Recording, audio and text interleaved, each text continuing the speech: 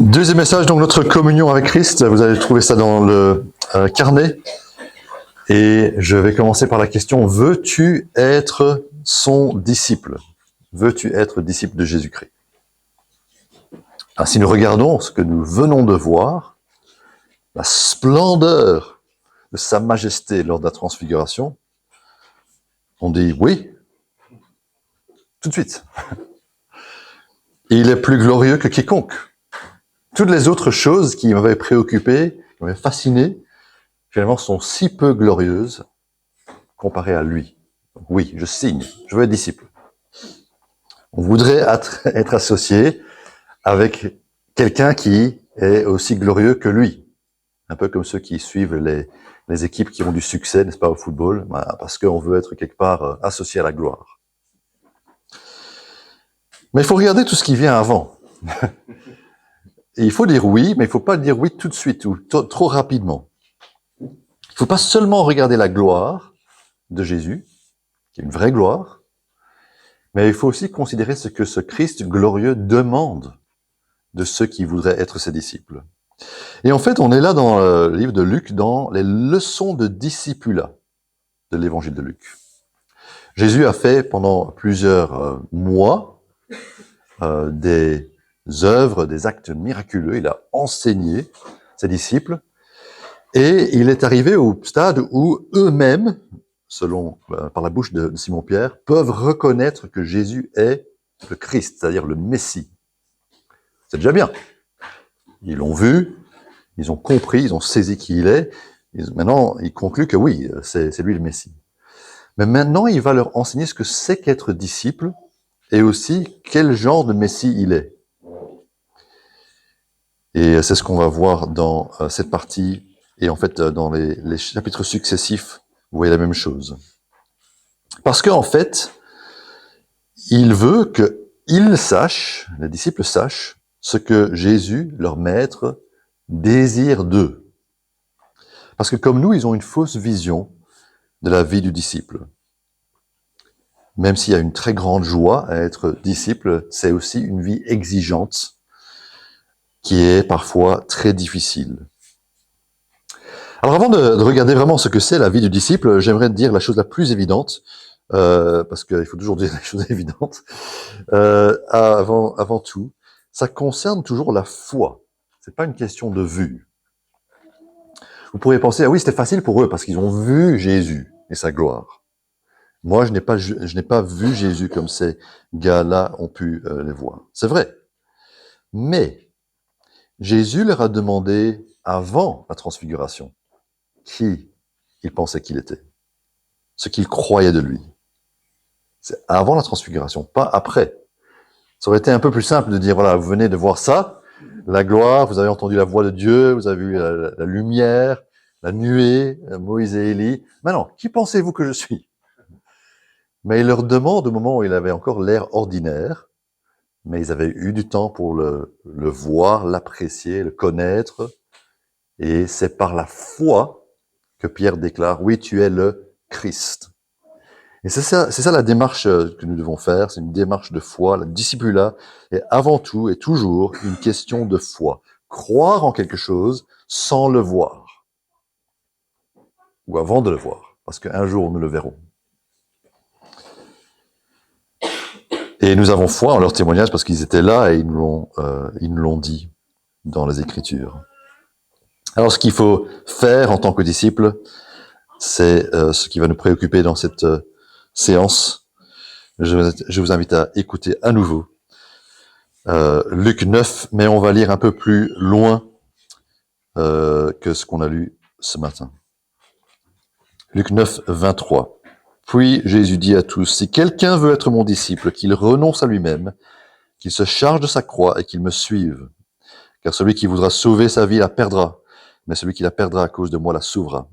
Que sert-il à un homme de gagner le monde entier s'il se perd ou se détruit lui-même?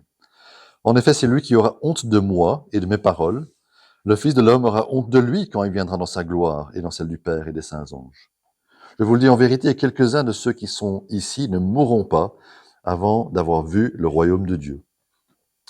Environ 8 jours après avoir dit ces paroles, Jésus prit avec lui Pierre, Jean et Jacques, et il monta sur la montagne pour prier. Pendant qu'il priait, l'aspect de son visage changea, et son vêtement devint d'une blancheur éclatante. Et voici que 2 hommes s'entretenaient avec lui. C'étaient Moïse et Élie. Apparaissant dans la gloire, ils parlaient de son prochain départ, qui allait s'accomplir à Jérusalem. Pierre et ses compagnons étaient accablés de sommeil, mais restés éveillés, ils virent la gloire de Jésus et les 2 hommes qui étaient avec lui. Au moment où ces hommes se séparaient de Jésus, Pierre lui dit, « Maître, il est bon que nous soyons ici. Faisons 3 abris, un pour toi, un pour Moïse et un pour Élie. » Il ne savait pas ce qu'il disait. Il parlait encore quand une nuée vint les couvrir. Les disciples furent saisis de frayeur en les voyant disparaître dans la nuée. Et de la nuée sortit une voix qui dit, « Celui-ci est mon fils bien-aimé, écoutez-le. » Quand la voix se fit entendre, Jésus se retrouva seul. Les disciples gardèrent le silence, et à cette époque-là, ils ne racontaient rien à personne de ce qu'ils avaient vu. Le lendemain, lorsqu'ils furent descendus de la montagne, une grande foule vint à la rencontre de Jésus. Alors, du milieu de la foule, un homme s'écria, « Maître, je t'en prie, jette les regards sur mon fils, car c'est mon fils unique. » Un esprit s'empare de lui, et tout à coup, il pousse des cris. L'esprit le secoue violemment, le fait écumer, et le quitte à grand-peine. Après l'avoir tout brisé, j'ai prié tes disciples de le chasser, et ils n'ont pas pu. « Génération incrédule et perverse, répondit Jésus. Jusqu'à quand serai-je avec vous et devrais-je vous supporter? Amène ton fils ici. » Tandis que l'enfant s'approchait, le démon le jeta par terre et le secoua violemment, mais Jésus menaça l'esprit impur, guérit l'enfant et le rendit à son père. Tous furent frappés par la grandeur de Dieu. Alors que chacun s'émerveillait de tout ce que faisait Jésus, il dit à ses disciples, « Quant à vous, écoutez bien ceci, le Fils de l'homme doit être livré entre les mains des hommes. » Cependant, ils ne comprenaient pas cette parole. Elle était voilée pour eux, afin qu'ils n'en saisissent pas le sens. Et ils avaient peur de l'interroger à ce sujet. Ils eurent une discussion entre eux pour savoir lequel parmi eux était le plus grand. Jésus connaissait la pensée de leur cœur. Il prit un petit enfant, le plaça près de lui et leur dit, « Celui qui accueille en mon nom ce petit enfant, c'est moi-même qui l'accueille. Et celui qui m'accueille, accueille celui qui m'a envoyé. En effet, celui qui est le plus petit parmi vous, tous, c'est celui-là qui est grand. » Être disciple implique 3 choses. D'abord, vivons et mourons pour lui. Vivons et mourons pour lui. J'étais content que dans ce premier chant, on a parlé de vivre et mourir et vivre pour lui. Nous reprenons notre croix, nous vivons pour lui, nous mourrons pour lui. Si quelqu'un veut être mon disciple, il doit venir à l'église, prendre sa Bible et lire à mon sujet. C'est ce qu'on pense, n'est-ce pas? Peut-être suivre un cours. Mais Jésus, en fait, nous demande bien plus que ça. Il demande bien plus que simplement venir à l'église de temps en temps. C'est pour lui que nous vivons. L'appel qu'il lance au verset 23 à n'importe qui voudrait être disciple, c'est les mêmes conditions pour tout le monde, c'est pas une classe spéciale de disciples, c'est pour tous les disciples, n'importe qui. C'est à vivre avec Jésus comme notre préoccupation du matin au soir, toute la semaine, toute notre vie. Je suis allé voir le médecin il y a 1 an. Le médecin a fait une prise de sang, je me sentais bien. Et puis, elle m'a dit, il te manque de la vitamine D. Je dis, bon, ok, c'est pas surprenant en Belgique, voilà. Mais voilà, la vitamine D, ça se crée. Hein. Mais il me manquait ça. Donc, je suis allé à la pharmacie, j'ai acheté, 160 pilules de vitamine D. Et c'est un supplément donc, pour s'ajouter à ce que mon corps produit naturellement avec le soleil belge. Et de temps en temps, quand je me souviens, je vais dans mon tiroir, je prends une pilule et j'ai un petit supplément comme ça de vitamine D. Et je me sens bien. Mais Jésus, c'est pas ça. Jésus, c'est pas le petit supplément dans ta vie où tu vis ta vie comme d'habitude, comme avant, avec un petit peu de peps en plus, un petit peu de prière dans ta semaine. Mais en fait, Jésus veut toute ta vie. Et il veut que toute ta vie tourne autour de lui. Et être chrétien, ça peut avoir l'air facile, si on n'a pas compris ce que c'est vraiment l'engagement. Si tu penses que c'est juste une question d'ajouter un supplément de Jésus dans ta vie, tu vas dire, facile. J'ose même dire que si la chose la plus difficile dans ta vie chrétienne, c'est que de temps en temps, un des anciens t'appelle à un engagement plus grand. Peut-être que tu as un trop petit engagement envers Jésus. Et nous pensons que 2 heures par dimanche, ça devrait suffire. Faut pas me demander plus. Je suis là la plupart des dimanches, 10 heures à midi. Mais en fait, c'est peu de choses. Certains diront oui, mais c'est plus de temps que j'ai que pour Jésus, pour l'Église, que par exemple pour mes hobbies, pour la peinture que j'aimerais faire, ou pour la couture, ou pour la poterie, ou voilà. J'ai 1 heure pour ça, et j'ai 2 heures pour Dieu dans ma semaine. Mais c'est pas 2 heures qu'il veut, hein. C'est tout, c'est toute cette semaine, toute notre vie, vivre à temps plein pour lui. Et notre communion avec Jésus qu'il annonce là, c'est une communion à ses souffrances. Alors bien sûr, il ne faut pas oublier le contexte de la bonne nouvelle. Le christianisme concerne avant tout ce que Jésus a fait pour nous, et pas ce que nous faisons pour Jésus. Mais le message précédent nous amène à dire, je vois cet homme qui est glorieux, et je veux le suivre. Et donc ça commence par la foi. Je reconnais que Jésus est vraiment Dieu, Fils de Dieu. Je reconnais qu'il est capable de me sauver. Et je reconnais qu'il a l'autorité, la gloire d'être le premier dans ma vie. Si je crois ça, il y a un changement de mentalité qui s'opère. Je change d'attitude envers Jésus, premièrement, mais aussi envers moi et envers ma vie, mes ambitions. Je dis, en fait, je ne veux plus vivre comme avant. Avant, j'étais indépendant, je vivais selon ma volonté, selon mes désirs. Maintenant, je dois aligner ma vie et mes désirs et mes ambitions avec ce que Jésus veut, parce qu'il est mon maître.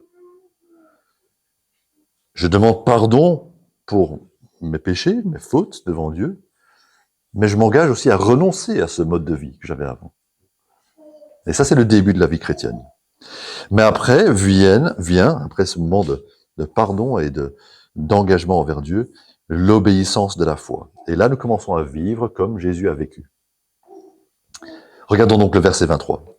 Il dit, si quelqu'un veut être mon disciple, qu'il renonce à lui-même, qu'il se charge de sa croix et qu'il me suive. Nous nous privons, nous renonçons à nous-mêmes. Ça veut dire qu'il y aurait des choses qui seraient confortables pour nous, ou qu'on ferait avec plaisir, mais on doit dire non. Prendre notre croix chaque jour, c'est-à-dire crucifier la chair, dit la Bible. C'est mettre à mort notre ancienne façon de vivre avec ses désirs. Et c'est aussi accepter l'opprobre, parce que ceux qui étaient crucifiés étaient la risée des autres. Ils étaient rejetés par les autres. Jésus va être rejeté, on va se moquer de lui quand il prend sa croix. Accepter d'être identifié avec Jésus, au point où ça nous met carrément en dehors de certaines relations, certainement en dehors de l'approbation de tous. Et puis le suivre, c'est mettre en pratique ses ordres et ses instructions. Je vais obéir à Dieu. Et ensuite, verset 24, Jésus parle de perdre sa vie ou de se perdre nous-mêmes. Celui qui voudra sauver sa vie la perdra. Celui qui la perdra à cause de moi la sauvera. Ça semble dangereux. Un peu comme partir en guerre ou se suicider. Mais c'est pas ça qu'il nous demande de faire. Ce qu'il fait en réalité, c'est une sorte de compte de bénéfice-perte. Qu'est-ce qu'on gagne? Qu'est-ce qu'on perd? Et en fait, on fait ce genre de calcul tout le temps dans notre vie. Pensez à un bête choix, voilà. Vous voulez aller à Euro Disney? Ah ouais, Euro Disney, c'est chouette. Ouais, on aimerait bien, notre famille aimerait bien aller à Euro Disney. Ok. Ça coûte combien? Il y a l'entrée, c'est pas donné. Le coût de l'entrée. On va passer la journée là-bas, on va devoir manger. Vous pensez à ça? Il y a les transports. Est-ce qu'on va aller en train, aller en voiture? Est-ce qu'on doit payer le parking? Tout ça, ça s'ajoute au coût de l'entrée. Est-ce qu'on doit loger sur place parce qu'on veut passer un maximum de temps là, rentrer tard? Ça commence à chiffrer, d'accord? Mais on a le bien d'être à Euro Disney pour la journée. Donc on calcule, est-ce que ça, ce bienfait, ça vaut ça, le coût qu'on a? Et c'est ce que Jésus est en train de nous inviter à faire. C'est-à-dire suivre Jésus, être à Jésus, le bienfait et tous les bienfaits qui vont avec, ça vaut le coût de l'engagement, de renoncement à soi, etc. Ou pour le dire inversement, gagner le monde, avoir le bienfait d'avoir tout, entre guillemets, que ce monde peut nous offrir, mais perdre son âme, est-ce que ça vaut le coup? Ce bénéfice, pour ce coût-là, c'est beaucoup. Protéger sa sécurité, son confort, sa réputation, ou renoncer à beaucoup de choses auxquelles on pourrait aspirer et que d'autres pensent donnent du sens à leur vie, mais qui n'ont aucune valeur éternelle. Jésus nous appelle vraiment à changer de perspective sur la vie. Et c'est essentiellement l'inverse du message qu'on entend chaque jour, qui est chanté, cru, répandu autour de nous, qui est « pense à toi ». Pense à toi. Toi, tu es la personne la plus importante. Donc, pense à toi-même. Mets-toi en premier et pense à toi. Non, non, Jésus est en train de dire « oublie toi et tes ambitions et tes envies, etc. Pense à moi, pense à Christ. » Quelle est la vie de quelqu'un qui vit selon ce principe, concrètement? Je pense à un couple de missionnaires. Ils ont quitté leur pays d'origine, où ils comprenaient la façon de faire, et puis ils arrivent dans un autre pays. Ce couple a accepté le mode de vie, peut-être plus modeste que ce dont ils avaient l'habitude, et ils vont être oubliés par la plupart des gens. Dans leur pays d'origine, ils sont où en fait? Je pense qu'ils sont en Afrique. Non, je pense que c'était en Asie. Je sais plus. Ils sont partis. Oubliés. Ou je pense au directeur de l'IBB. Vous savez, il est allé à une des écoles les plus prestigieuses de l'Angleterre quand il était jeune. Pourtant, aujourd'hui, il est ni puissant, ni en quête de richesse. Vous imaginez la réunion scolaire, la réunion de l'école, où il est là avec les autres qui sont sortis de son école, et puis un est dans la politique, l'autre est chef d'entreprise, l'autre a fait des millions. Et toi, tu fais quoi? Une petite école de théologie protestante. Bon. Et ça te fait plaisir, ça? C'est une position très modeste aux yeux du monde, qui a de la valeur pour Dieu, mais bon, c'est risible aux yeux du monde. Ou une femme plus âgée qui reste avec son mari, même si lui est malade et c'est elle qui doit s'occuper de lui, qui ne cède pas à la tentation de l'alcool pour gérer cette difficulté, qui choisit de souffrir, mais elle continue de servir. Quel exemple! Elle n'est pas en train de vivre sa best life, elle n'est pas en train de vivre sa vie facile. Mais elle est là parce qu'elle sait que c'est ce que Dieu demande d'elle. Ces personnes, en fait, ont pris des décisions de vivre, des décisions quotidiennes, de vivre pour Jésus, de suivre Jésus. Et c'est beau. Mais c'est aussi ce qu'ils méritent. Dans un sens, je pense que c'est plus difficile de mourir comme ça au quotidien que de mourir une fois pour toutes et dire voilà, je meurs, c'est fini. Qu'est-ce qui peut motiver un tel niveau de sacrifice de la part des croyants? Eh bien, c'est la personne du Seigneur Jésus, notre communion avec lui. On est unis à lui et donc on meurt avec lui, on vit avec lui. La première chose à faire, donc, c'est mourir et vivre avec Jésus. Mais deuxièmement, profitons-en. Nous aimons être dans la présence de Jésus. C'est pas la première fois que les disciples rencontrent Jésus, bien sûr. Ils ont passé beaucoup de temps avec lui et on peut imaginer qu'ils ont eu beaucoup de plaisir à être en sa compagnie, en sa présence. Mais ici, il y a quelque chose qui se passe à la transfiguration qui est tellement fort que leur plaisir a augmenté. Ils ont vraiment profité de ce moment. Et je sais que c'est court, le récit de la transfiguration est très court, et on peut penser que c'était comme ça, 5 minutes, avec Moïse, Élie, et puis la nuit s'en va. Et puis... Mais en fait, ça a peut-être pris des heures. C'était peut-être un long moment. On lit que c'était le lendemain qu'ils sont redescendus de la montagne. C'est là en train de prier, et puis cette discussion avec Moïse et Élie qui était fascinante, qui a brassé des siècles d'histoire et le plan de Dieu, peut-être que ça a pris longtemps. En tout cas, ça les a épatés. Alors l'expérience des disciples n'est pas tout à fait positive là, pas entièrement positive, parce qu'il y a de la somnolence, on n'arrive pas à comprendre comment ils se sont endormis. Moi, j'arrive pas à comprendre les gens qui s'endorment dans les prédications, mais ça arrive, d'accord. Mais voilà, ils sont assoupis subitement à ce moment-là. Peut-être que ça durait aussi, il y avait de la durée de cette rencontre, cette réunion. Et il y a aussi de la peur, verset 34, il dit les disciples furent saisis de frayeur. On voit cette nuée. Ils se disent, oula, qu'est-ce qui se passe? Mais, malgré la frayeur, malgré la fatigue, il y a quelque chose qui se passe. Et au verset 33, Pierre dit quelque chose un commentaire qui en dit long. Il dit, Maître, il est bon que nous soyons ici. Oh, qu'est-ce que ça fait du bien d'être là. On a du plaisir. On veut profiter de ça.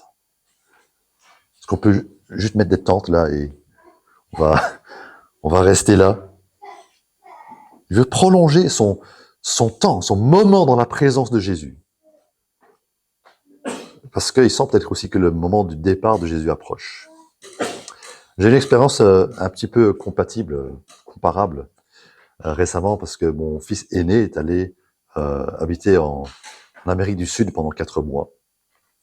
Et ce matin-là, je l'ai pris dans la voiture jusqu'à l'aéroport pour son vol. C'était très tôt le matin. Et on était en train de rouler à l'aéroport et je me disais, mais qu'est-ce que je fais? Qu'est-ce que je suis en train de conduire mon fils loin de moi? Pourquoi est-ce que je fais ça? Et puis on est arrivé à l'aéroport, il a mis sa valise, il a eu son billet. Et puis on traversait l'aéroport vers le moment inexorable où on devait se séparer, la sécurité là. Et dans ce moment, c'était pour 5 minutes, j'étais en train de chercher désespérément quelque chose à faire pour le retenir. Je me suis dit, tiens, est-ce qu'on n'irait pas dans un magasin, tu veux pas qu'on achète quelque chose? Ou on peut prendre un petit déjeuner ensemble, peut-être, voilà. C'est 2 heures avant que tu manges d'habitude ton déjeuner, on pourrait pas juste rester... Parce que je voulais tellement prolonger ce moment et ne pas arriver au moment de la séparation. Ben, c'est ce que Pierre est en train de dire là. Alors quand nous lisons ce texte, bien sûr, on doit se poser la question, dans quelle mesure avons-nous accès à cette même expérience? Et je pense qu'il y a 2 tendances. Certains vont dire, bon, en fait, ça n'a rien à voir avec nous, c'était un événement unique qui s'est produit, et voilà. C'est comme, je sais pas, la guérison d'un aveugle que Jésus a faite, et on n'est juste pas là, on a raté ça. D'autres vont dire, c'est exactement comme ça pour nous. Et on va essayer de trouver une autre façon de voir ça. En fait, il y a quelque chose, au-delà des circonstances particulières, qui fait que cet événement unique exprime quand même une réalité concrète pour eux, mais spirituelle pour nous. Et c'est le fait de contempler le Christ. Nous sommes amenés à contempler le Christ. Et nous ne le contemplons pas en regardant The Chosen ou un autre film à son sujet. La façon dont nous le contemplons, c'est avec nos oreilles. Qu'est-ce que Dieu dit? Celui-ci est mon fils bien-aimé, écoutez-le. Et c'est bizarre parce qu'on aurait pensé qu'il dirait, ceci est mon fils, regardez-le. Il est là dans la gloire est visible. Regardez, c'est mon fils. Mais plutôt, il est en train de leur dire quelque chose qui va être plus pérenne que ce moment sur la montagne. Il faudra toujours écouter celui qui est là. Et c'est en l'écoutant que nous avons alors une expérience pareille. C'est un défi. Tous les croyants ont eu ce désir de voir le visage de Dieu. Je pense au psalmiste qui disait « Je cherche la face de Dieu ». Je pense à Moïse qui a dit « Montre-moi ta face ». Les croyants du passé ont voulu ce face-à-face avec Dieu. Et dans 1 Pierre, chapitre 1, versets 8 et 9, Pierre, ce même Pierre, Simon-Pierre, réfléchit un petit peu à cette question en parlant des croyants qui sont comme nous. 1 Pierre 1, 8 et 9. Vous l'aimez sans l'avoir vu. Vous croyez en lui sans le voir encore. Et vous vous réjouissez d'une joie indescriptible et glorieuse parce que vous obtenez le salut de votre âme pour prix de votre foi. Même si nous ne l'avons pas vu, nous l'aimons. Demandez à un chrétien, est-ce que tu aimes Jésus? Probablement, il va répondre, pas assez, mais oui, je l'aime. C'est mon premier amour. Et nous ne pourrions pas souhaiter d'avoir une plus grande joie que de le connaître. Bien sûr, on pourrait avoir plus de joie, on peut grandir dans notre joie. Dans ce monde déchu, finalement, parfois la joie nous fuit, ou on ressent un peu moins de plaisir, mais nous sommes appelés à profiter. Profiter de Jésus. Et en fait, la joie est un sous-produit de notre communion, notre conversation, notre interaction avec Jésus. Mais comment faire? Nous ne devons pas gravir une montagne pour essayer d'avoir un aperçu de la gloire de Dieu le Fils. En fait, notre moment de transfiguration est probablement le moment de notre lecture tranquille de la Bible, dans notre chambre. C'est là où nous voyons la gloire de Christ. C'est alors que nous le contemplons, tout simplement. Troisièmement, soyons humbles. Soyons humbles. Après l'expérience du sommet, c'est la descente de la montagne. Et c'est une descente physique, mais parfois on a parlé de ça en termes symboliques. On a des hauts moments dans notre vie, un moment fort, et puis il y a des moments où c'est un peu moins bien. On a eu par exemple le week-end de retraite avec le camp d'église, et on dit oh, c'est génial, on va passer du temps avec les frères et sœurs en Christ, et puis on retourne chez soi à la fin du week-end, et c'est un peu la descente de la montagne, et le lendemain on va au boulot, c'est la descente. C'est le lendemain, verset 37, et qu'est-ce qui se passe? Ça a pris du temps, hein. Ils avaient ces 24 heures avec Jésus. Un moment extraordinaire, en haut de la montagne, ils ont été dans la présence du Père et du Fils, et ils descendent et ils rencontrent un autre Père et un autre Fils. Et là, c'est la difficulté. Un esprit mauvais saisit ce garçon, et les disciples sont dépassés, ils sont désemparés. Voici un adversaire spirituel qui est assez puissant, qui piège ce jeune homme, et il lui cause une telle souffrance. Et au verset 40, c'est le moment où les disciples réalisent que leur pouvoir est limité. J'ai prié tes disciples, j'ai supplié, j'ai demandé à tes disciples s'ils pouvaient chasser le démon, mais ils n'ont pas pu. Tellement gênant pour les disciples, ça. Parce qu'en fait, ils avaient auparavant vécu ceci. Au début du chapitre 9, donc quelques temps avant, chapitre 9, verset 1, Jésus rassembla les 12 et leur donna puissance et autorité pour chasser tous les démons et guérir les maladies.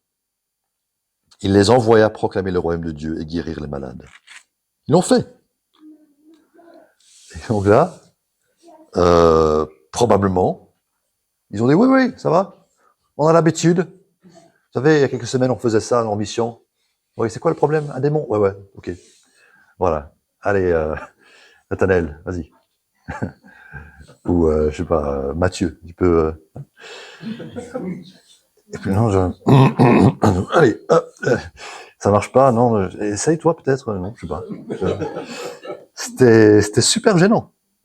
Il y a aucun des 9 là qui peut le faire. Et les 3 qui descendent, c'est pas mieux, hein, donc c'est pas eux qui vont le faire. Mais ici, nous voyons la grande bonté de Christ. La bonté envers les nécessiteux, parce que verset 42, il va chasser le démon. La bonté envers les humbles, ce petit enfant, verset 48. Et même plus tard, la bonté envers les coupables, lorsque les Samaritains s'opposent à Jésus. Jésus n'utilise pas la foudre pour les dévorer. Il renonce à tout ça. Il a un grand pouvoir. Mais il met ce pouvoir au service du salut, dans sa grande bonté et avec une grande miséricorde. En fait, Jésus est là, et il va tout mettre en ordre. C'est quelque chose de formidable à voir. Mais pour les disciples, c'est une leçon d'humilité. Ce qui est intéressant dans ces versets, c'est que Jésus ne dit pas « soyez humbles », mais c'est clairement la leçon qu'ils doivent apprendre, la leçon de l'humilité. Ils doivent être humbles parce qu'ils sont incapables, mais aussi parce qu'ils sont ignorants.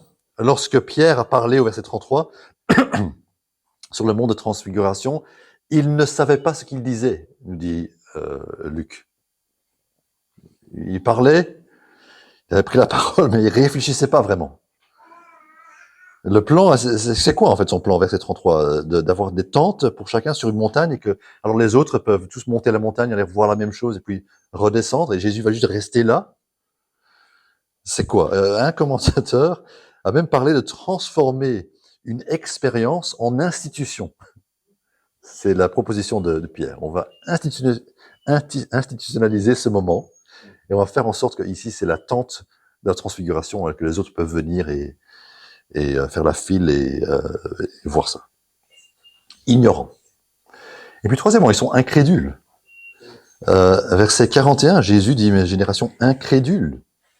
C'est pas le papa qui est le problème là, hein, le papa qui vient avec son fils. Lui croit que quelqu'un peut aider. Mais c'est les disciples qui ont manqué de foi, manqué de confiance en Jésus, comme ils devaient avoir la confiance en Dieu. Et même, verset 45, ils ne comprenaient pas cette parole. Et ils ont peur de demander. Ils ont peur d'interroger Jésus. Ils ont envie de faire une bonne impression, en fait, les disciples. Alors c'est tellement pire que ce que Jésus méritait comme disciple. Mais ça ne doit pas nous décourager, au contraire, ça devrait nous rendre humbles. Parce que nous ne comprenons pas non plus ce que nous devrions comprendre. Eux n'ont pas compris, mais regardez, verset 45, c'était voilé, cette parole. Pour nous, les choses ont été révélées, dévoilées. Nous sommes de l'autre côté de la croix et de la résurrection, et donc verset 44, nous comprenons que le Fils de l'homme, Jésus, a été livré entre les mains des hommes, il a été mis à mort, comme il l'a prédit, mais nous ne savons pas toujours faire confiance à Dieu. Nous ne savons pas toujours ce que Dieu veut faire dans notre vie. Nous ne faisons pas ce qui est demandé de nous. Quand Dieu pourvoit, est-ce que nous n'oublions pas? On dit, ah oui, merci, voilà, ça fout. Merci, j'avais besoin de ça. Mais est-ce qu'on n'a pas oublié ce qu'il nous a donné? On avait compté sur lui, et il a pourvu de manière remarquable. Je sais que je suis arrivé à des moments dans ma vie où je dis, Seigneur, plus jamais je ne douterai de ta capacité de pourvoir à mes besoins. Mais la prochaine épreuve, voilà, tu es sûr que, tu es au courant que, voilà, j'ai peur. Ou alors nous ne prions pas que Dieu agisse. Peut-être que les disciples n'ont pas prié Dieu, ils ont juste pensé, voilà, ça va aller. Ou nous oublions de prier. Et quelqu'un nous dit, ah, tu pourrais prier pour ça, et on dit, ah ouais, ce serait bien de prier pour ça, et puis on oublie.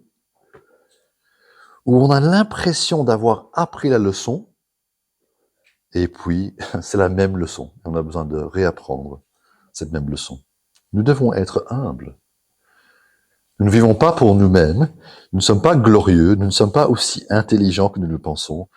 Nous devrions être comme de petits enfants. Et donc, dans l'école du disciple, Jésus a une aide visuelle. Il dit, voilà, un petit enfant, viens, regardez ce petit enfant.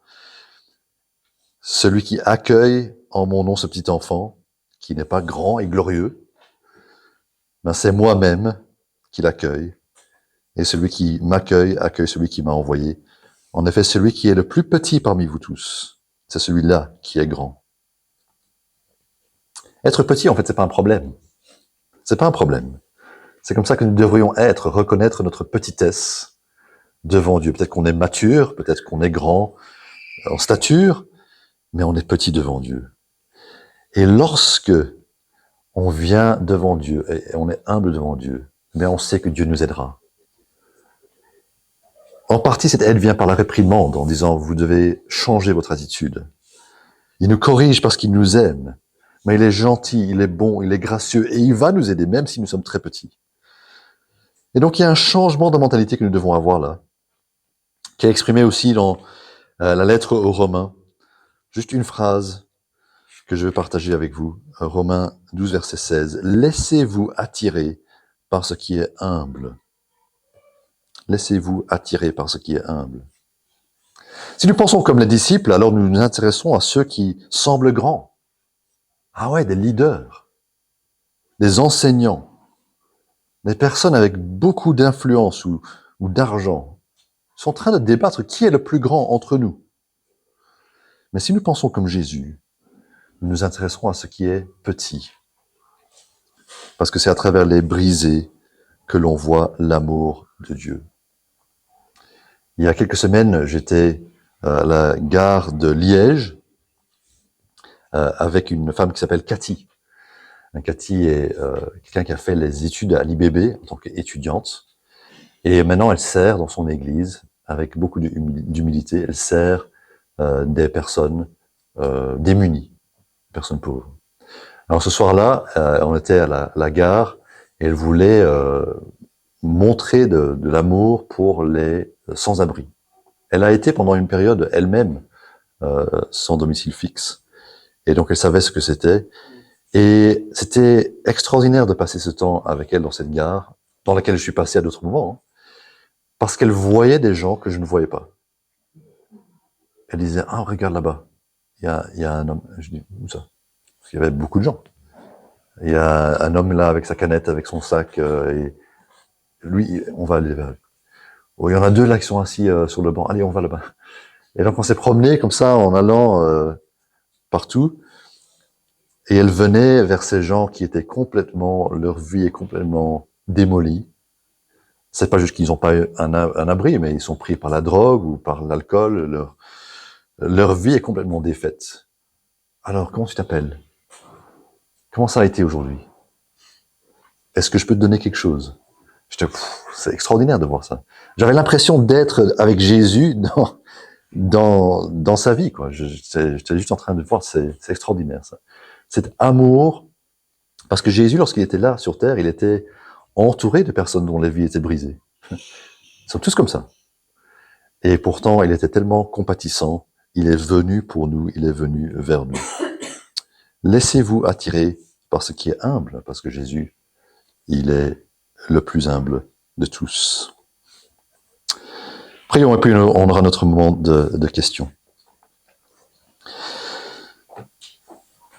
Père Céleste, nous voyons Jésus, notre Maître, et c'est vrai qu'il nous appelle à vivre comme il a vécu, en toute humilité, en toute modestie, sans beaucoup de richesse et de gloire la plupart du temps, prêt à renoncer au péché et à vivre pour toi. Merci parce que ce qu'il nous demande de faire en allant jusqu'à mourir pour toi, il l'a fait aussi. Il l'a fait de manière encore plus grande et impressionnante. Et nous te remercions aussi parce qu'il nous montre qu'il est capable de nous aider à façonner, changer nos attitudes.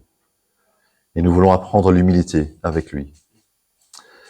Donne-nous aussi, Seigneur, d'être de plus en plus attirés par lui, d'avoir plus d'amour pour lui et de pouvoir le contempler à travers la méditation de ta parole pour voir d'autant plus combien il est bon, notre Sauveur, notre Maître. En son nom, nous te demandons. Amen.